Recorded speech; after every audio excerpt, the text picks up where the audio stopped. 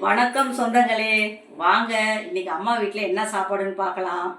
இன்னைக்கு என்ன நீங்கள் என்ன செஞ்சுருக்கீங்கன்றத கமெண்டில் சொல்லுங்கள். உங்கள் வீட்டில் என்னென்ன சாப்பாடு என்ன வெரைட்டி செஞ்சுருக்கீங்கிறத கமெண்டில் சொல்லுங்கள். நம்ம வீட்டில் அம்மா வீட்டில் என்ன இருக்குதுன்னு பார்க்கலாம் வாங்க. இங்கே பாருங்கள், சூடாக ஆவி பறக்க சாப்பாடு தயாராக இருக்கிறது. அதை அப்படியே மூடி வச்சிடலாம். தட்டில் போட்டு காமிக்கவே முடிய மாட்டேங்குது 3-4 நாளாக.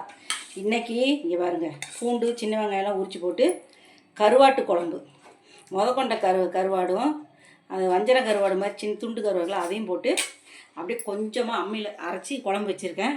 இது சின்ன வெங்காயம் பூண்டு தட்டி போட்டு உருளைக்கிழங்கு சுட்டுக்கிறது, கத்திரிக்காயை சுட்டு அதை தோலை உரித்து போட்டு பச்சையாக கடலெண்ணெய் ஊற்றி புளி கொஞ்சோன்னு போட்டு பிணைஞ்சி வச்சுறது ரொம்ப டேஸ்ட்டாக இருக்கும். எதுவுமே தேவையில்லை, சாப்பாட்டுக்கு எது வச்சு ஒரு வடை வச்சு கடிச்சில சூப்பராக இருக்கும்.